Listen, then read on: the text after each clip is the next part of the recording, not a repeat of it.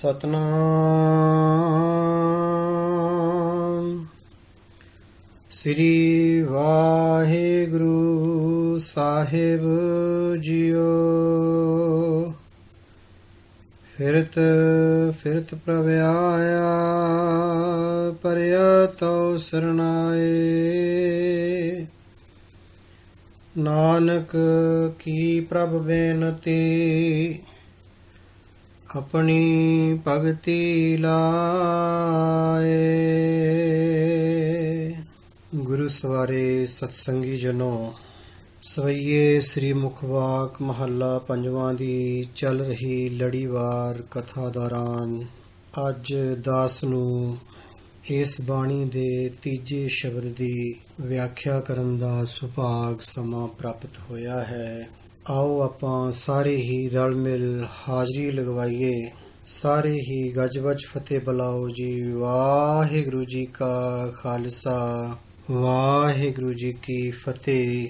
ਸ੍ਰੀ ਗੁਰੂ ਗ੍ਰੰਥ ਸਾਹਿਬ ਜੀ ਮਹਾਰਾਜ ਜੀ ਦੇ ਪਾਵਨ ਅੰਗ 1387 ਉੱਤੇ ਸੁਭਾਏਮਾਨ ਪੰਚਮ ਗੁਰਦੇਵ ਧੰਨ ਧੰਨ ਸਾਹਿਬ ਸ੍ਰੀ ਗੁਰੂ ਅਰਜਨ ਦੇਵ ਜੀ ਮਹਾਰਾਜ ਜੀ ਦੇ ਪਵਿੱਤਰ ਮੁਖਾਰਵਿੰਦ ਤੋਂ ਉਚਾਰਨ ਕੀਤੀ ਹੋਈ ਬਾਣੀ, ਜਿਸ ਦਾ ਸਿਰਲੇਖ ਸਵਈਏ ਸ੍ਰੀ ਮੁਖਵਾਕ ਹੈ, ਉਸ ਦੀ ਵਿਚਾਰ ਚੱਲ ਰਹੀ ਹੈ। ਆਪ ਵਿਦਵਾਨ ਸੱਜਣ ਮੇਰੇ ਤੋਂ ਪਹਿਲਾਂ ਇਸ ਬਾਣੀ ਦੀ ਵਿਚਾਰ ਕਰ ਰਹੇ ਹੋ। ਸੋ ਅੱਜ ਇਸ ਬਾਣੀ ਦੇ ਤੀਜੇ ਸ਼ਬਦ ਦੀ, ਤੀਜੇ ਸ਼ਲੋਕ ਦੀ ਕਥਾ ਹੈ ਜਿਹੜੀ ਆਪਾਂ ਵਿਚਾਰਨੀ ਹੈ। ਆਓ ਸਭ ਤੋਂ ਪਹਿਲਾਂ ਮੂਲ ਪਾਠ ਹੈ ਜਿਹੜਾ ਉਹ ਆਪਾਂ ਸਰਵਣ ਕਰੀਏ ਜੀ।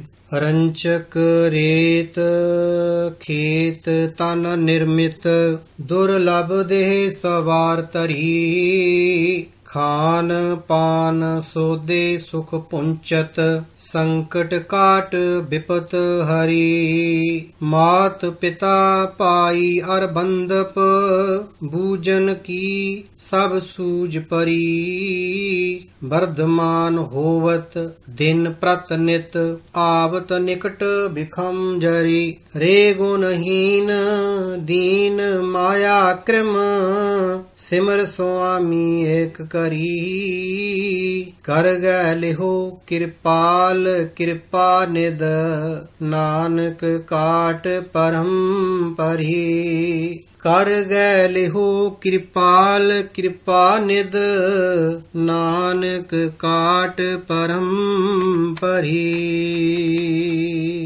ਵਾਹਿਗੁਰੂ ਜੀ ਕਾ ਖਾਲਸਾ, ਵਾਹਿਗੁਰੂ ਜੀ ਕੀ ਫਤਿਹ। ਗੁਰੂ ਸਵਾਰਿਓ, ਇਹ ਪਾਵਨ ਸ਼ਬਦ ਧੰਨ ਧੰਨ ਸ੍ਰੀ ਗੁਰੂ ਅਰਜਨ ਦੇਵ ਜੀ ਮਹਾਰਾਜ ਜੀ ਦੁਆਰਾ ਉਚਾਰਨ ਕੀਤਾ ਗਿਆ ਹੈ, ਜਿਸ ਦੇ ਵਿੱਚ ਸਤਿਗੁਰ ਪਾਤਸ਼ਾਹ ਜੀ ਨੇ ਮਨੁੱਖ ਨੂੰ ਇੱਕ ਨਸੀਹਤ ਦੇਣ ਦੀ ਕੋਸ਼ਿਸ਼ ਕੀਤੀ ਹੈ। ਵਿਚਾਰ ਅਧੀਨ ਇਸ ਸ਼ਬਦ ਦੇ ਵਿੱਚ ਸਤਿਗੁਰ ਪਾਤਸ਼ਾਹ ਜੀ ਜੀਵ ਦੀ ਹੋਂਦ ਬਾਰੇ ਦੱਸਦੇ ਹਨ ਕਿ ਇਹ ਜੀਵ, ਤੇਰਾ ਜਨਮ ਕਿਸ ਪ੍ਰਕਾਰ ਦੇ ਨਾਲ ਹੋਇਆ, ਕਿਸ ਤਰ੍ਹਾਂ ਦੇ ਨਾਲ ਤੂੰ ਮਾਤਾ ਦੇ ਉਦਰ ਤੋਂ ਜਨਮ ਲਿਆ ਔਰ ਤੂੰ ਇਸ ਸੰਸਾਰ ਦੇ ਵਿੱਚ ਜਨਮ ਲੈ ਕੇ ਇਸ ਸੰਸਾਰ ਦੇ ਝੂਠੇ ਮਾਇਆ ਦੇ ਧੰਦਿਆਂ ਵਿੱਚ ਫਸ ਕੇ ਕਿਸ ਪ੍ਰਕਾਰ ਦੇ ਨਾਲ ਉਸ ਅਕਾਲ ਪੁਰਖ ਪਰਮਾਤਮਾ ਨੂੰ ਭੁੱਲ ਗਿਆ। ਇਸ ਸ਼ਬਦ ਦੇ ਵਿੱਚ ਸਤਿਗੁਰੂ ਪਾਤਸ਼ਾਹ ਜੀ ਨਸੀਹਤ ਦਿੰਦੇ ਹੋਏ ਮਨੁੱਖ ਨੂੰ ਸਮਝਾਉਣ ਦਾ ਯਤਨ ਕਰਦੇ ਹਨ। ਆਓ ਇੱਕ ਇੱਕ ਪੰਕਤੀ ਨੂੰ ਵਿਚਾਰਨ ਦਾ ਯਤਨ ਕਰੀਏ। ਰੰਚਕ ਰੇਤ ਖੇਤ ਤਨ ਨਿਰਮਤ। ਇੱਥੇ ਸਤਿਗੁਰੂ ਪਾਤਸ਼ਾਹ ਜੀ ਨੇ ਰੰਚਕ ਰੇਤ ਦਾ ਭਾਵ ਕੀਤਾ ਹੈ ਕਿ ਮਨੁੱਖ ਦਾ ਬੀਰਜ, ਜਿਸ ਦੇ ਦੁਆਰਾ ਮਨੁੱਖ ਦੀ ਹੋਂਦ ਹੁੰਦੀ ਹੈ, ਮਨੁੱਖ ਪੈਦਾ ਹੁੰਦਾ ਹੈ। ਜਿਵੇਂ ਗੁਰਬਾਣੀ ਦੇ ਅੰਦਰ ਬਹੁਤ ਹੀ ਭਾਵਪੂਰਤ ਅਰਥਾਂ ਦੇ ਨਾਲ ਵਿਅਕਤ ਕੀਤਾ ਗਿਆ ਹੈ, ਅੰਕਿਤ ਕੀਤਾ ਗਿਆ ਹੈ ਕਿ ਕਿਸ ਤਰ੍ਹਾਂ ਦੇ ਨਾਲ ਜਿਹੜਾ ਜੀਵ ਹੈ ਉਹ ਮਾਤਾ ਪਿਤਾ ਦੇ ਦੁਆਰਾ ਇਸ ਸੰਸਾਰ ਦੇ ਵਿੱਚ ਆਉਣਾ ਕਰਦਾ ਹੈ। ਸਤਿਗੁਰੂ ਜੀ ਫਰਮਾਨ ਕਰਦੇ ਨੇ, ਮਾਂ ਕੀ ਰਕਤ ਪਿਤਾ ਬਿੰਦ ਧਾਰਾ, ਸੂਰਤ ਮੂਰਤ ਕਰ ਅਪਾਰਾ। ਇਹ ਅਟਲ ਸਚਾਈ ਹੈ ਕਿ ਜੋ ਵੀ ਜੀਵ ਜੰਤੂ ਇਸ ਸੰਸਾਰ ਦੇ ਅੰਦਰ ਪੈਦਾ ਹੋਏ ਨੇ ਉਹ ਨਰ ਤੇ ਨਾਰੀ ਦੇ ਸਹਿਵਾਸ ਤੋਂ ਬਾਅਦ ਹੀ ਪੈਦਾ ਹੋਏ ਨੇ। ਸੋ ਸਤਿਗੁਰੂ ਜੀ ਇੱਥੇ ਫਰਮਾਨ ਕਰਦੇ ਨੇ ਕਿ ਇਹ ਮਨੁੱਖ ਰੰਚਕ ਰੇਤ ਖੇਤ ਤਨ ਨਿਰਮਿਤ, ਕਿ ਮਾਂ ਦੇ ਉਦਰ ਦੇ ਅੰਦਰ, ਜਿਸ ਨੂੰ ਸਤਿਗੁਰੂ ਜੀ ਖੇਤ ਦੱਸਦੇ ਨੇ ਕਿ ਮਾਤਾ ਦੇ ਉਦਰ ਰੂਪੀ ਖੇਤ ਦੇ ਵਿੱਚ ਤੇਰੇ ਪਿਤਾ ਦਾ ਇੱਕ ਬੀਜ ਪਿਆ, ਜਿਸ ਦੇ ਨਾਲ ਤੂੰ ਅੰਕੁਰਿਤ ਹੋ ਕੇ ਇਸ ਸੰਸਾਰ ਦੇ ਅੰਦਰ ਆਇਆ, ਪੈਦਾ ਹੋਇਆ। ਇੱਕ ਉਦਾਹਰਣ ਦਿੰਦੇ ਨੇ ਸਤਿਗੁਰ ਪਾਤਸ਼ਾਹ ਜੀ, ਕਹਿੰਦੇ ਨੇ ਕਿ ਤੂੰ ਇਸ ਸੰਸਾਰ ਦੇ ਵਿੱਚ ਆਇਆ ਪਰ ਤੈਨੂੰ ਇਸ ਦਾ ਗਿਆਨ ਨਹੀਂ ਕਿ ਤੂੰ ਕਿਸ ਤਰ੍ਹਾਂ ਦੇ ਨਾਲ ਪੈਦਾ ਹੋਇਆ। ਤੂੰ ਇਸ ਮਨੁੱਖਾ ਦੇਹੀ ਨੂੰ ਬਹੁਤ ਸਵਾਰਦਾ, ਹਾਰ ਸ਼ਿੰਗਾਰ ਕਰਦਾ, ਆਪਣੇ ਆਪ ਨੂੰ ਸ਼ੀਸ਼ੇ ਦੇ ਅੱਗੇ ਖਲੋ ਕੇ ਨਿਹਾਰਦਾ, ਪਰ ਸੱਚ ਜਾਣੀ ਇਸ ਦੇ ਪਿੱਛੇ ਇੱਕ ਲੰਮੀ ਪ੍ਰਕਿਰਿਆ ਹੈ। 9 ਮਹੀਨੇ ਤੂੰ ਮਾਤਾ ਦੇ ਉਦਰ ਦੇ ਵਿੱਚ ਰਿਹਾ। ਗੁਰੂ ਸਾਹਿਬ ਜੀ ਫਰਮਾਨ ਕਰਦੇ ਨੇ ਕਿ ਰਕਤ ਬਿੰਦ ਕਰ ਨਿਮਿਆ ਅਗਨ ਉਦਰ ਮਝਾਰ ਉਰਦ ਮੁਖ ਕੋਚੀਲ ਬਿਕਲ ਨਰਕ ਘੋਰ ਗੁਬਾਰ, ਕਿ ਤੂੰ ਐਵੇਂ ਪੈਦਾ ਨਹੀਂ ਹੋ ਗਿਆ। ਮਾਂ ਦਾ ਰਕਤ ਤੇ ਪਿਤਾ ਦੇ ਬਿੰਦ ਦੇ ਦੁਆਰਾ ਤੈਨੂੰ ਅਕਾਲ ਪੁਰਖ ਪਰਮਾਤਮਾ ਨੇ ਪੈਦਾ ਕੀਤਾ। ਨਿਰਮਤ ਤੋਂ ਭਾਵ ਹੈ ਨਿਮਿਆ, ਭਾਵ ਪੈਦਾ ਕੀਤਾ, ਸਿੰਜਿਆ। ਤੇਰੀ ਹੋਂਦ ਸਤਿਗੁਰੂ ਪਾਤਸ਼ਾਹ ਜੀ ਨੇ ਟਿਕਾਈ। ਕਿੱਥੇ ਟਿਕਾਈ ਜੀ? ਅਗਨ ਉਦਰ ਮਝਾਰ ਕੇ ਮਾਤਾ ਦੇ ਉਦਰ ਦੇ ਵਿੱਚ ਤੈਨੂੰ ਟਿਕਾਇਆ। ਪਰ ਉੱਥੇ ਤੇਰੀ ਸਥਿਤੀ ਕੀ ਸੀ? ਸਤਿਗੁਰੂ ਪਾਤਸ਼ਾਹ ਜੀ ਕਹਿੰਦੇ ਨੇ ਉਰਦ ਮੁਖ ਕੁਚੀਲ ਬਿਕਲ ਨਰਕ ਘੋਰ ਗਵਾਰ, ਕਿ ਉਸ ਨਰਕ, ਕੁੰਭੀ ਨਰਕ ਦੇ ਸਮਾਨ ਤੂੰ ਮਾਤਾ ਦੇ ਉਦਰ ਦੇ ਵਿੱਚ ਪੁੱਠਾ ਲਟਕ ਰਿਹਾ ਸੀ। ਤਦ ਕਰਕੇ ਸਤਿਗੁਰੂ ਪਾਤਸ਼ਾਹ ਜੀ ਕਹਿੰਦੇ ਨੇ ਦੁਰਲਭ ਦੇਹ ਸਵਾਰ ਧਰੀ। ਇੱਥੇ ਸਤਿਗੁਰੂ ਜੀ ਨੇ ਸ਼ਬਦ ਵਰਤਿਆ ਦੁਰਲਭ ਦੇਹ। ਦੁਰਲਭ ਤੋਂ ਭਾਵ ਹੁੰਦਾ ਅਮੋਲਕ, ਜਿਸ ਦਾ ਕੋਈ ਵੀ ਮੁੱਲ ਨਾ ਪਾਇਆ ਜਾ ਸਕੇ। ਕਹਿੰਦੇ ਪਿਆਰਿਆ, ਇਹ ਤੈਨੂੰ ਦੇਹੀ ਹੈ ਨਾ ਜਿਹੜੀ, ਇਹ ਦੁਰਲਭ ਬਖਸ਼ੀ ਹੈ ਸਤਿਗੁਰ ਪਾਤਸ਼ਾਹ ਜੀ ਨੇ। ਤੂੰ ਇਸ ਦੀ ਕੋਈ ਵੀ ਪ੍ਰਤੀਤੀ ਨਹੀਂ ਕਰਦਾ, ਇਸ ਦੇ ਬਾਰੇ ਤੂੰ ਕੁਝ ਵੀ ਨਹੀਂ ਸੋਚਦਾ ਕਿ ਇਹ ਮਨੁੱਖਾ ਦੇਹੀ ਤੈਨੂੰ ਕਿਉਂ ਮਿਲੀ ਹੈ, ਕਾਹਦੇ ਲਈ ਮਿਲੀ ਹੈ। ਭਗਤ ਕਬੀਰ ਜੀ ਫਰਮਾਉਂਦੇ ਨੇ ਮਾਨਸ ਜਨਮ ਦੁਲੰਭ ਹੈ ਹੋਏ ਨਾ 12 ਭਾਰ। ਭਗਤ ਜੀ ਇਸ ਮਨੁੱਖਾ ਦੇਹੀ ਨੂੰ ਦੁਰਲਭ ਦੱਸਦੇ ਹੋਏ ਕਹਿੰਦੇ ਨੇ ਕਿ ਇਹ ਵਾਰ-ਵਾਰ ਪ੍ਰਾਪਤ ਨਹੀਂ ਹੁੰਦੀ ਹੈ। ਕਿਉਂ ਪ੍ਰਾਪਤ ਨਹੀਂ ਹੁੰਦੀ ਵਾਰ-ਵਾਰ? ਸਤਿਗੁਰ ਪਾਤਸ਼ਾਹ ਜੀ ਦੀ ਜਦੋਂ ਅਸੀਂ ਬਾਣੀ ਦਾ ਅਧਿਐਨ ਕਰਦੇ ਹਾਂ ਤੇ ਸਾਨੂੰ ਪਤਾ ਲੱਗਦਾ ਹੈ ਕਿ ਇਸ ਸੰਸਾਰ ਦੇ ਅੰਦਰ 84 ਲੱਖ ਜੂਨਾਂ ਜਿਹੜੀਆਂ ਸਤਿਗੁਰ ਪਾਤਸ਼ਾਹ ਜੀ ਨੇ, ਅਕਾਲ ਪੁਰਖ ਪਰਮਾਤਮਾ ਨੇ ਪੈਦਾ ਕੀਤੀਆਂ ਨੇ। ਅਤੇ ਗੁਰੂ ਸਾਹਿਬ ਜੀ ਇਸ ਦੇ ਉੱਤੇ ਮੋਹਰ ਲਗਾ ਕੇ ਕਹਿੰਦੇ ਨੇ 84 ਲੱਖ ਜੂਨ ਉਪਾਈ ਮਾਨਸ ਕੋ ਪ੍ਰਭ ਦੀ ਵਡਿਆਈ। ਕਹਿੰਦੇ ਭਾਈ 84 ਲੱਖ ਜੂਨਾਂ ਦੇ ਵਿੱਚੋਂ ਮਨੁੱਖਾ ਜਨਮ ਨੂੰ ਸਰਦਾਰੀ ਬਖਸ਼ੀ ਹੈ। ਕਿਉਂ ਸਰਦਾਰੀ ਬਖਸ਼ੀ ਜੀ? ਪੰਚਮ ਗੁਰਦੇਵ ਫਰਮਾਉਂਦੇ ਨੇ ਭਈ ਪ੍ਰਾਪਤ ਮਾਨੁਖ ਦੀ ਹੋਰੀਆ ਗੋਬਿੰਦ ਮਿਲਣ ਕੀ ਇਹ ਤੇਰੀ ਵਰੀਆ। ਕਹਿੰਦੇ ਇਹ ਤੈਨੂੰ ਮਨੁੱਖਾ ਦੇਹੀ ਜਿਹੜੀ ਪ੍ਰਾਪਤ ਹੋਈ ਹੈ ਨਾ, ਇਹ ਖਾਣ ਪੀਣ ਐਸ਼ੋ ਆਰਾਮ ਦੇ ਵਿੱਚ ਅਜਾਈ ਗਵਾਉਣ ਵਾਸਤੇ ਨਹੀਂ, ਬਲਕਿ ਇਹ 84 ਲੱਖ ਜੂਨ ਦੇ ਚੱਕਰ ਦੇ ਵਿੱਚੋਂ ਤੈਨੂੰ ਇੱਕ ਸੁਨਹਿਰੀ ਮੌਕਾ ਮਿਲਿਆ। ਗੁਰੂ ਸਾਹਿਬ ਫਰਮਾਉਂਦੇ ਨੇ ਕਈ ਜਨਮ ਭਏ ਕੀਟ ਪਤੰਗਾ, ਕਈ ਜਨਮ ਗਜ ਮੀਨ ਕੁਰੰਗਾ, ਕਈ ਜਨਮ ਪੰਖੀ ਸਰਪ ਹੋਇਓ, ਕਈ ਜਨਮ ਹੈਵਰ ਵ੍ਰਿਖ ਜੋਇਓ। ਅਖੀਰ ਦੇ ਵਿੱਚ ਕਹਿੰਦੇ ਨੇ ਮਿਲ ਜਗਦੀਸ਼ ਮਿਲਣ ਕੀ ਵਰੀਆ ਚਿਰੰਕਾਲ ਇਹ ਦੇ ਸੰਜਰੀਆ। ਕਹਿੰਦੇ ਭਾਈ ਤੈਨੂੰ ਵੱਡੇ ਸਮੇਂ ਤੋਂ ਬਾਅਦ, ਚਿਰਾਂ ਤੋਂ ਬਾਅਦ, ਚਿਰੰਕਾਲ ਬੜੇ ਲੰਮੇ ਸਮੇਂ ਤੋਂ ਬਾਅਦ ਇਹ ਮਨੁੱਖਾ ਦੇਹੀ ਤੈਨੂੰ ਪ੍ਰਾਪਤ ਹੋਈ ਹੈ। ਕਾਹਦੇ ਲਈ? ਅਕਾਲ ਪੁਰਖ ਪਰਮਾਤਮਾ ਦਾ ਨਾਮ ਜਪਣ ਦੇ ਲਈ। ਦੁਰਲਭ ਦੇ ਸਵਾਰ ਧਰੀ। ਅੱਗੇ ਸਤਿਗੁਰੂ ਪਾਤਸ਼ਾਹ ਜੀ ਕਹਿੰਦੇ ਭਾਈ ਇਹ ਮਨੁੱਖਾ ਜਿਹੀ ਜਿਹੜੀ ਤੈਨੂੰ ਪ੍ਰਾਪਤ ਹੋਈ ਹੈ, ਸੋਹਣੀ ਹਾਂਜੀ, ਜਿਹਨੂੰ ਤੂੰ ਸ਼ਿੰਗਾਰਦਾ, ਕਹਿੰਦੇ ਇਹ ਉਸ ਅਕਾਲ ਪੁਰਖ ਪਰਮਾਤਮਾ ਦੀ ਦੇਣ ਹੈ। ਅੱਗੇ ਸਤਿਗੁਰੂ ਜੀ ਫਿਰ ਸਮਝਾਉਣ ਦਾ ਯਤਨ ਕਰਦੇ ਨੇ ਕਿ ਪਿਆਰਿਆ, ਅਗਲੀ ਪੰਕਤੀ ਦੇ ਵਿੱਚ ਸਤਿਗੁਰੂ ਜੀ ਸਮਝਾਉਂਦੇ ਨੇ, ਕੀ ਕਹਿੰਦੇ ਨੇ ਜੀ? ਖਾਨ ਪਾਨ ਸੋਦੇ ਸੁਖ ਪੁੰਚਤ ਸੰਕਟ ਕਾਟ ਬਿਪਤ ਹਰੀ। ਕਹਿੰਦੇ ਇੱਥੇ ਹੀ ਬਸ ਨਹੀਂ, ਤੈਨੂੰ ਮਾਂ ਦੇ ਪੇਟ ਦੇ ਵਿੱਚ 9 ਮਹੀਨੇ ਤੂੰ ਆਪਣੇ ਮੂੰਹ ਦੇ ਨਾਲ ਕੁਝ ਨਹੀਂ ਸੀ ਖਾ ਸਕਦਾ, ਪਰ ਅਕਾਲ ਪੁਰਖ ਪਰਮਾਤਮਾ ਨੇ ਐਸੀ ਵਿਧ ਬਣਾਈ ਕਿ ਜੋ ਤੇਰੀ ਮਾਂ ਖਾਂਦੀ ਸੀ ਉਸ ਦੇ ਨਾਲ ਤੇਰੀ ਆਪਣੀ ਵੀ ਤ੍ਰਿਪਤੀ ਹੁੰਦੀ ਸੀ। ਪਰਮਾਤਮਾ ਨੇ ਇੱਕ ਐਸਾ ਜਰੀਆ ਪੈਦਾ ਕੀਤਾ, ਇੱਕ ਐਸਾ ਸਾਧਨ ਕੀਤਾ ਕਿ ਜੋ ਮਾਂ ਖਾਂਦੀ ਹੈ ਉਹ ਤੈਨੂੰ ਮਿਲਦਾ ਰਿਹਾ, ਤੈਨੂੰ ਖੁਰਾਕ ਪੁੱਜਦੀ ਰਹੀ। ਇਸ ਦੇ ਨਾਲ ਹੀ ਅਜੇ ਤੂੰ ਜੰਮਿਆ ਵੀ ਨਹੀਂ ਸੀ, ਕਹਿੰਦੇ ਅਕਾਲ ਪੁਰਖ ਪਰਮਾਤਮਾ ਨੇ ਤੇਰੀ ਮਾਂ ਦੀਆਂ ਛਾਤੀਆਂ ਦੇ ਵਿੱਚ ਤੇਰੇ ਪੀਣ ਦੇ ਲਈ ਦੁੱਧ ਪੈਦਾ ਕਰ ਦਿੱਤਾ। ਦੇਖੋ, ਅਕਾਲ ਪੁਰਖ ਪਰਮਾਤਮਾ ਕਹਿੰਦੇ ਵੀ ਬੱਚੇ ਦਾ ਜਨਮ ਬਾਅਦ ਦੇ ਵਿੱਚ ਹੁੰਦਾ ਹੈ, ਪਰ ਉਸ ਦੇ ਖਾਣ ਪੀਣ ਦਾ ਪ੍ਰਬੰਧ ਅਕਾਲ ਪੁਰਖ ਪਰਮਾਤਮਾ ਪਹਿਲਾਂ ਪੈਦਾ ਕਰ ਦਿੰਦਾ ਹੈ। ਕਹਿੰਦੇ ਤੂੰ ਜੰਮਿਆ ਵੀ ਨਹੀਂ ਸੀ, ਪਰ ਤੇਰੇ ਜੰਮਣ ਤੋਂ ਪਹਿਲਾਂ ਤੇਰੇ ਪੀਣ ਦੇ ਲਈ ਤੇਰੀ ਮਾਂ ਦੀਆਂ ਛਾਤੀਆਂ ਦੇ ਵਿੱਚ ਦੁੱਧ ਪੈਦਾ ਕਰ ਦਿੱਤਾ, ਅਤੇ ਮਾਤਾ ਦੇ ਉਦਰ ਦੇ ਵਿੱਚ ਜਿਹੜੀ ਤੂੰ ਜਠਰ ਅਗਨੀ ਦੇ ਵਿੱਚ ਰਹਿ ਰਿਹਾ ਸੀ ਨਾ, ਤੇ ਉਸ ਦੇ ਆਲੇ ਦੁਆਲੇ ਇੱਕ ਕਾਰ ਬਣਾ ਕੇ ਅਕਾਲ ਪੁਰਖ ਪਰਮਾਤਮਾ ਤੇਰੀ ਰੱਖਿਆ ਕਰਦਾ ਰਿਹਾ। ਗੁਰੂ ਸਾਹਿਬ ਕਹਿੰਦੇ ਨੇ, ਉਰਦ ਮੁਖ ਕੁਚੀਲ ਬਿਕਲ ਨਰਕ ਘੋਰ ਗੁਬਾਰ, ਹਰ ਸਿਮਰਤ ਤੂੰ ਨਾ ਜਲੈ ਮਨ ਤਨ ਉਰ ਧਾਰ, ਬਿਖਮ ਥਾਨੋ ਜਿਨ ਰੱਖਿਆ ਤਿਸ ਤਿਲ ਨਾ ਵਿਸਾਰ। ਕਹਿੰਦੇ ਬਿਖਮ ਥਾਨ ਸੀ, ਉਹ ਸੰਕਟਮਈ ਜਿਹੜਾ ਸਮਾਂ ਸੀਗਾ, ਉਹਦੇ ਵਿੱਚ ਕਹਿੰਦੇ ਤੈਨੂੰ ਅਕਾਲ ਪੁਰਖ ਪਰਮਾਤਮਾ ਹੱਥ ਦੇ ਕੇ ਜਿਹੜਾ ਹੈਗਾ ਉਹ ਰੱਖਦਾ ਰਿਹਾ। ਇਸ ਦੇ ਨਾਲ ਹੀ ਕਹਿੰਦੇ ਫਿਰ ਜਦੋਂ ਤੇਰਾ ਜਨਮ ਹੋਇਆ, ਜਨਮ ਤੋਂ ਬਾਅਦ ਤੇਰੇ ਲਈ ਤਰ੍ਹਾਂ ਤਰ੍ਹਾਂ ਦੀਆਂ ਸੁੱਖ ਸੁਵਿਧਾਵਾਂ ਪਰਮਾਤਮਾ ਨੇ ਪੈਦਾ ਕਰ ਦਿੱਤੀਆਂ, ਪਦਾਰਥ ਦੇ ਦਿੱਤੇ ਤੈਨੂੰ ਖਾਣ ਪੀਣ ਦੇ ਲਈ, ਪਦਾਰਥ ਦਿੱਤੇ ਰਹਿਣ ਦੇ ਲਈ, ਸੋਹਣੇ ਘਰ ਮਹਿਲ ਮਾੜੀਆਂ ਦੇ ਦਿੱਤੀਆਂ। ਤੇ ਜਦੋਂ ਤੂੰ ਪੈਦਾ ਨਹੀਂ ਸੀ ਹੋਇਆ ਉਦੋਂ ਤੈਨੂੰ ਹੱਥ ਦੇ ਕੇ ਰੱਖਿਆ, ਤੇ ਜਦੋਂ ਤੂੰ ਪੈਦਾ ਹੋ ਗਿਆ ਤੇ ਤੇਰੀ ਉਪਜੀਵਕਾ ਵਾਸਤੇ, ਤੇਰੇ ਚੰਗੇ ਰਹਿਣ ਸਹਿਣ ਵਾਸਤੇ ਅਕਾਲ ਪੁਰਖ ਪਰਮਾਤਮਾ ਨੇ ਤੈਨੂੰ ਬਹੁਤ ਸਾਰੇ ਪਦਾਰਥ ਜਿਹੜੇ ਹੈਗੇ ਨੇ ਉਹ ਇਸ ਸੰਸਾਰ ਦੇ ਵਿੱਚ ਪੈਦਾ ਕੀਤੇ। ਅਗਲੀਆਂ ਪੰਕਤੀਆਂ ਵਿੱਚ ਸਤਿਗੁਰ ਪਾਤਸ਼ਾਹ ਜੀ ਫਰਮਾਉਂਦੇ ਹਨ, ਮਾਤ ਪਿਤਾ ਭਾਈ ਅਰ ਬੰਦਪ, ਬੂਜਨ ਕੀ ਸਭ ਸੂਝ ਪਰੀ।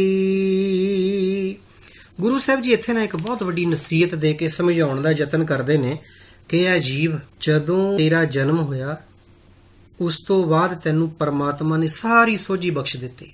ਅਸੀਂ ਸਾਰੇ ਹੀ ਘਰ ਗ੍ਰਸਤੀਆਂ, ਧੀਆਂ ਪੁੱਤਰਾਂ ਵਾਲਿਆਂ ਸਾਰੇ ਹੀ ਜਾਣਦੇ ਹਾਂ ਕਿ ਜਦੋਂ ਬੱਚਾ ਪੈਦਾ ਹੁੰਦਾ ਨਾ ਜੀ, ਬੱਚਾ ਪੈਦਾ ਹੋਣ ਤੋਂ ਬਾਅਦ ਘਰ ਦੇ ਵਿੱਚ ਖੁਸ਼ੀਆਂ ਮਨਾਈਆਂ ਜਾਂਦੀਆਂ ਨੇ, ਚਾਅ ਕੀਤੇ ਜਾਂਦੇ ਨੇ, ਔਰ ਜਦੋਂ ਬੱਚਾ ਅੱਖਾਂ ਖੋਲਦਾ ਹੈ, ਥੋੜੀ ਸੁੱਧ ਬੁੱਧ ਆਉਂਦੀ ਹੈ, ਤੇ ਬੱਚੇ ਨੂੰ ਪਤਾ ਲੱਗ ਜਾਂਦਾ ਕਿ ਆਹ ਮੇਰੀ ਮਾਂ ਹੈ, ਆ ਮੇਰਾ ਪਿਤਾ ਹੈ, ਆ ਮੇਰੇ ਘਰ ਦੇ ਸਾਕ ਸੰਬੰਧੀ ਨੇ, ਸਾਰਾ ਕੁਝ ਪਤਾ ਲੱਗ ਜਾਂਦਾ ਹੈ। ਪਰ ਇਸ ਦੇ ਵਿਪਰੀਤ ਸਾਧ ਸੰਗਤ ਜੀ, ਗੁਰਮੁਖ ਪਿਆਰਿਓ, ਜਿੰਨੀਆਂ ਵੀ ਸੰਸਾਰ ਦੇ ਅੰਦਰ ਜੀਵ ਜੰਤੂ ਨੇ, ਐਸੀ ਸੋਝੀ ਕਿਸੇ ਵੀ ਜੀਵ ਜੰਤੂ ਨੂੰ ਨਹੀਂ ਹੈ। ਅਸੀਂ ਦੇਖਦੇ ਹਾਂ ਕੁੱਤੇ, ਬਿੱਲੇ, ਪਸ਼ੂ ਪੰਛੀ, ਸਾਰੇ ਇਹਨਾਂ ਨੂੰ ਕੋਈ ਸੋਝੀ ਨਹੀਂ ਹੈ। ਸਿਰਫ ਸੋਝੀ ਉਦੋਂ ਤੱਕ ਹੈ ਬੱਚੇ ਨੂੰ ਮਾਂ ਦੀ ਤੇ ਮਾਂ ਨੂੰ ਆਪਣੇ ਬੱਚੇ ਦੀ, ਜਦੋਂ ਤੱਕ ਉਹ ਜੀਵ ਜੰਤੂ ਛੋਟੇ ਛੋਟੇ ਬੱਚਿਆਂ ਨੂੰ ਆਹਾਰ ਦਿੰਦੇ ਨੇ, ਚੋਗਾ ਚਗਾਉਂਦੇ ਨੇ ਜਾਂ ਦੁੱਧ ਪਿਆਉਂਦੇ ਨੇ, ਉਦੋਂ ਤੱਕ ਸੋਝੀ ਹੈ। ਜਦ ਭਾਵ 1 ਜਾਂ 2 ਮਹੀਨੇ ਤੱਕ ਉਹਨਾਂ ਜੀਵ ਜੰਤੂਆਂ ਨੂੰ ਸੋਝੀ ਹੈ।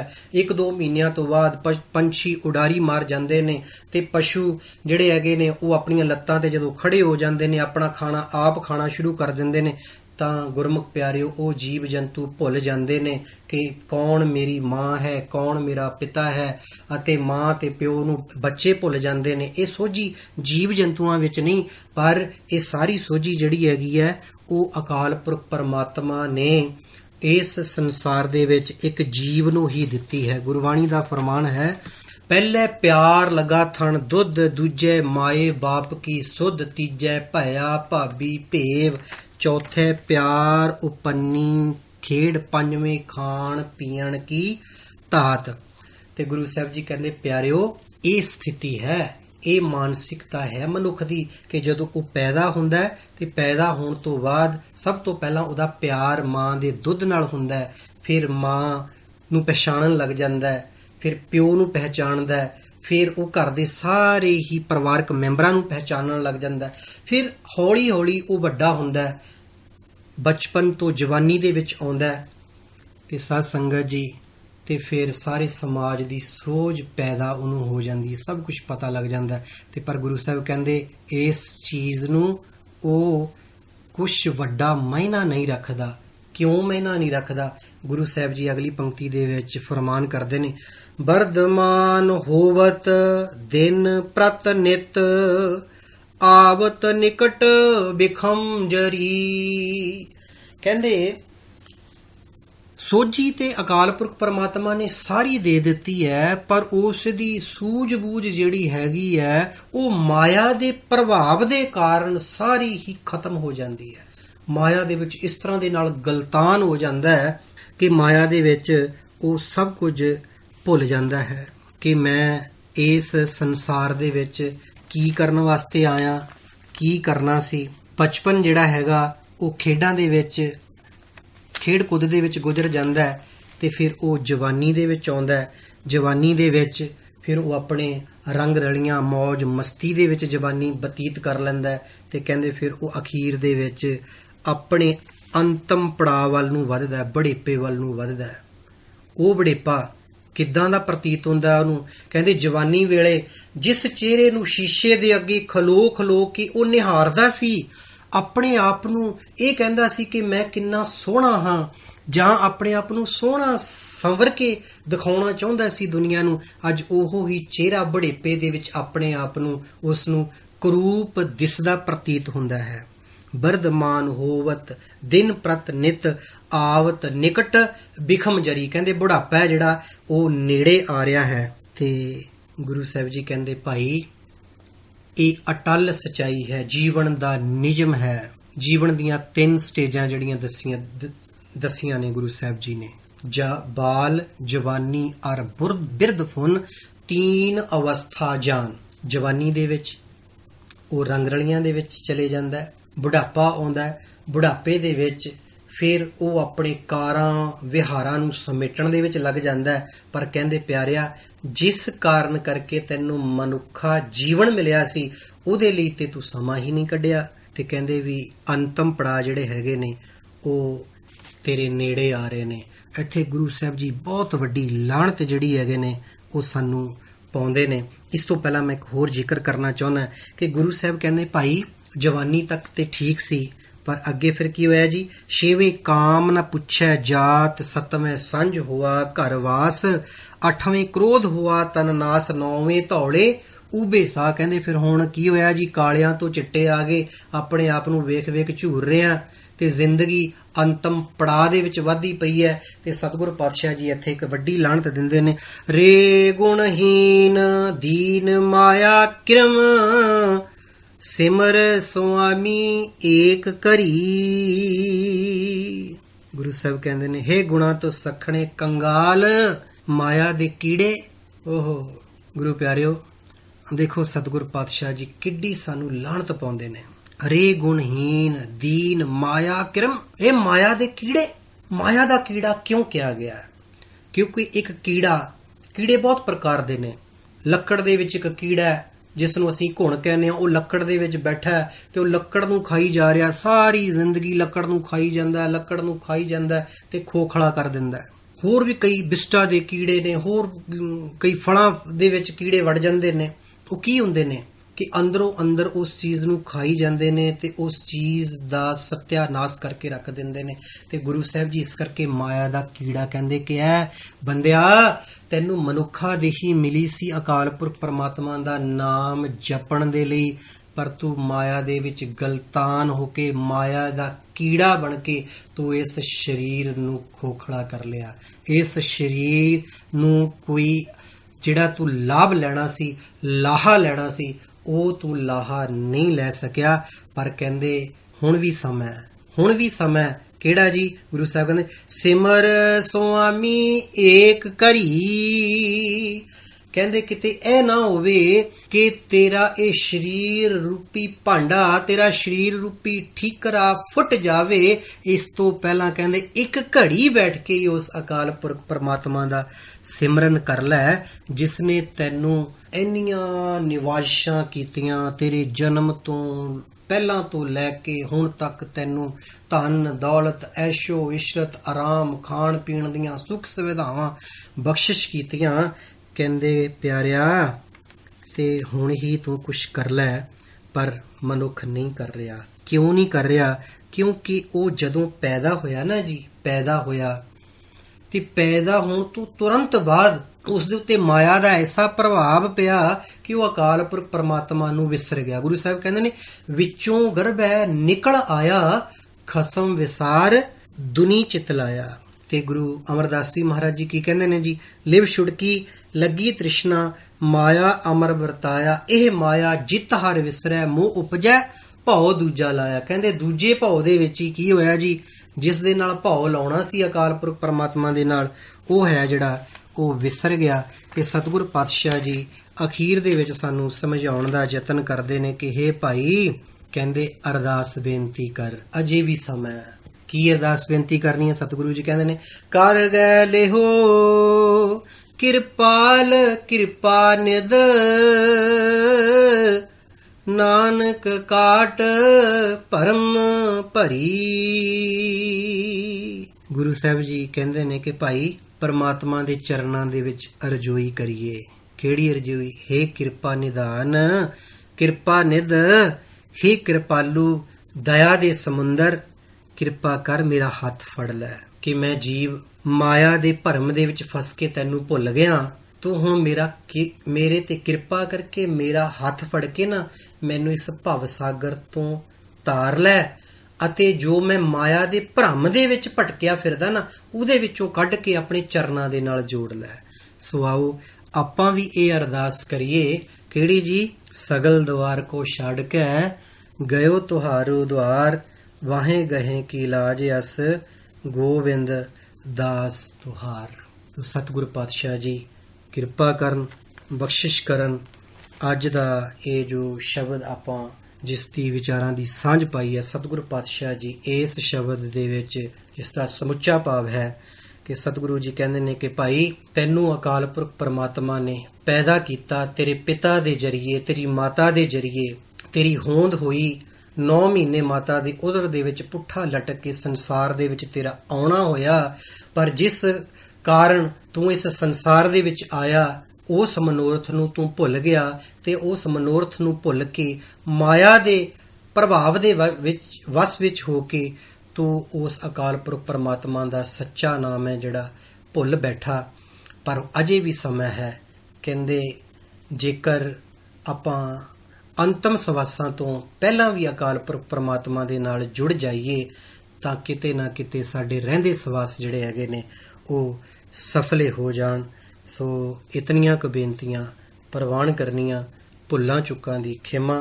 ਅੱਗੋਂ ਵਾਸਤੇ ਸਤਿਗੁਰ ਪਾਤਸ਼ਾਹ ਜੀ ਸੁਮਤ ਬਖਸ਼ਿਸ਼ ਕਰਨ, ਕਿਰਪਾ ਕਰਨ, ਬਖਸ਼ਿਸ਼ ਕਰਨ। ਸ਼ਬਦ ਦੀ ਵਿਚਾਰ ਕਰਨ ਦੀ ਸੋਝੀ ਆ ਜਾਵੇ, ਸ਼ਬਦ ਦੀ ਸੋਝੀ ਸਤਿਗੁਰ ਪਾਤਸ਼ਾਹ ਜੀ ਸਾਨੂੰ ਸਾਰਿਆਂ ਨੂੰ ਬਖਸ਼ਿਸ਼ ਕਰਨ ਜੀ। ਬਲਾਓ ਫਤਿਹ, ਭੁੱਲਾਂ ਚੁੱਕਾਂ ਦੀ ਖਿਮਾ ਜੀ। ਵਾਹਿਗੁਰੂ ਜੀ ਕਾ ਖਾਲਸਾ,